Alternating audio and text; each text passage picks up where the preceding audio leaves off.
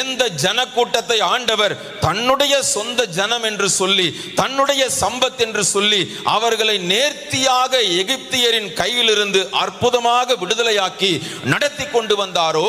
எந்த ஜனத்திற்கு ஆண்டவர் கற்பனைகளை கட்டளைகளை தன்னுடைய கரத்தினாலே எழுதி கொடுத்திருந்தாரோ, எந்த ஜனத்தை தனக்கென்று ஏற்படுத்தினேன் என்று சொல்லி இருந்தாரோ, அதே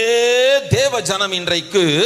ஆண்டவரை தள்ளிவிட்டு விக்கிரகத்தை தனக்கு உண்டாக்கி அதை வழிபட்டது மட்டுமல்லாமல் இன்றைக்கு பகைவருக்குள்ளாக அவமானப்படத்தக்கதாக,